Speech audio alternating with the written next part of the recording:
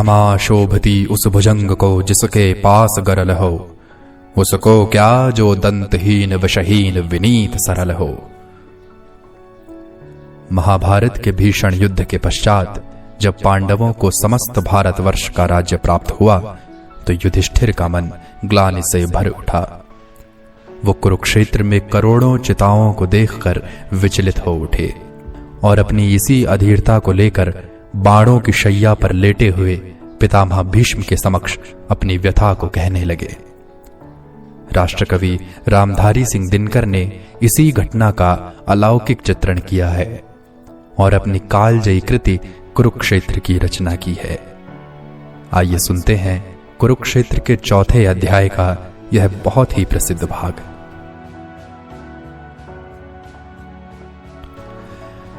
सच है सत्ता सिमट सिमट जिनके हाथों में आई, शांति भक्त वे साधु पुरुष क्यों चाहें कभी लड़ाई। सुख का सम्यक रूप विभाजन जहां नीति से नए से, संभव नहीं अशांति तभी हो जहां खड्ग के भय से। जहां पालते हो अनीति पद्धति को सत्ताधारी, जहां सूत्रधर हो समाज के अन्यायी अविचारी। नीति युक्त प्रस्ताव संधि के जहां न आदर पाएं, जहां सत्य कहने वालों के शीश उतारे जाएं। जहां खड्ग बल एकमात्र आधार बने शासन का, दबे क्रोध से भभक रहा हो हृदय जहां जन जन का। सहते सहते अनय जहां मर रहा मनुज का मन हो, समझ का पुरुष अपने को धिक्कार रहा जन जन हो। अहंकार के साथ घृणा का जहां द्वंद्व हो जारी, ऊपर शांति तलातल से हो छिटक रही चिनगारी। आगामी विस्फोट काल के मुख पर दमक रहा हो, इंगित में अंगार विवश भावों में चमक रहा हो। पढ़कर भी संकेत सजग हो किंतु न सत्ताधारी, दुर्मति और अनल में दे आहुतियां बारी बारी। कभी नए शोषण से, कभी उपेक्षा, कभी दमन से, अपमानों से, कभी कभी शरवेधक व्यंग वचन से। दबे हुए आवेग वहां यदि उबल किसी दिन फूटे, संयम छोड़ काल बन मानव अन्यायी पर टूटे। कहो कौन दायी होगा उस दारुण जगत दहन का, अहंकार या घृणा कौन दोषी होगा उस रण का।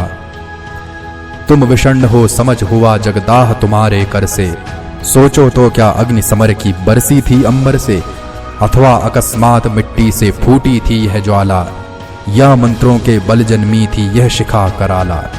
कुरुक्षेत्र के पूर्व नहीं क्या समर लगा था चलने, प्रतिहिंसा का दीप भयानक हृदय हृदय में बलने। शांति खोल कर खड्ग क्रांति का जब वर्जन करती है, तभी जान लो किसी समर का सृजन वह करती है। शांति नहीं तब तक जब तक सुख भाग न नर का सम हो, नहीं किसी को अधिक हो नहीं किसी को कम हो। ऐसी शांति राज्य करती है तन पर नहीं हृदय पर, नर के ऊंचे विश्वासों पर श्रद्धा भक्ति प्रणय पर। न्याय शांति का प्रथम न्यास है, जब तक न्याय न आता जैसा भी हो महल शांति का सुदृढ़ नहीं रह पाता। कृत्रिम शांति शशंक आप अपने से ही डरती है, खड्ग छोड़ विश्वास किसी का कभी नहीं करती है।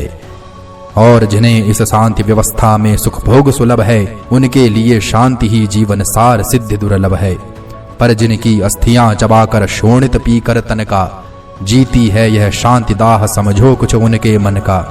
सत्व मांगने से न मिले संघात पाप हो जाएं, बोलो धर्मराज शोषित वे जिए या कि मिट जाएं। न्यायोचित अधिकार मांगने से न मिले तो लड़के, तेजस्वी छीनते समर को जीत या कि खुद मर के। किसने कहा पाप है समुचित सत्व प्राप्त हित लड़ना, उठा न्याय का खड्ग समर में अभय मारना मरना। क्षमा दया तप तेज मनोबल की दे वृथा दुहाई, धर्मराज वंचित करते हो तुम मानव की करदाई।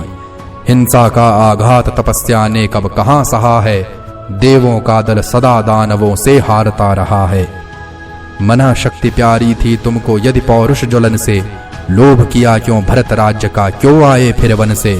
पिया भीम ने विष लाक्षागृह जला हुए वनवासी, केश कर्षिता प्रिया सभा सम्मुख कहलाई दासी।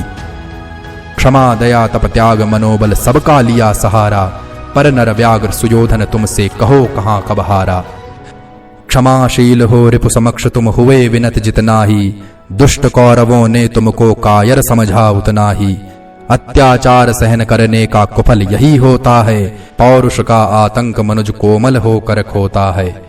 क्षमा शोभती उस भुजंग को जिसके पास गरल हो, उसको क्या जो दंतहीन विषहीन विनीत सरल हो। 3 दिवस तक पंथ मांगते रघुपति सिंधु किनारे, बैठे पढ़ते रहे छंद अनुनय के प्यारे प्यारे। उत्तर में जब एक नाद भी उठा नहीं सागर से, उठी अधीर धधक पौरुष की आग राम के शर से। सिंधु देह धर त्राहि त्राहि करता आ गिरा शरण में, चरण पूज दासता ग्रहण की बंधा मूड बंधन में। सच पूछो तो शर में ही बसती है दीप्ति विनय की, संधि वचन संपूज्य उसी का जिसमें शक्ति विजय की। सहनशीलता क्षमा दया को तभी पूजता जग है, बल का दर्प चमकता उसके पीछे जब जगमग है। जहां नहीं सामर्थ्य शोध की क्षमा वहां निष्फल है, गरल घूंट पी जाने का मिस है वाणी का छल है। क्षमा फलक का ओढ़ छिपाते जो अपनी कायरता, वे क्या जाने ज्वलित प्राण नर की पौरुष निर्भरता। वे क्या जाने नर में वह क्या असहनशील अनल है, जो लगते ही स्पर्श हृदय से सिर तक उठता बल है। क्षमा शोभती उस भुजंग को जिसके पास गरल हो, उसको क्या जो दंतहीन विषहीन विनीत सरल हो, विषहीन विनीत सरल हो।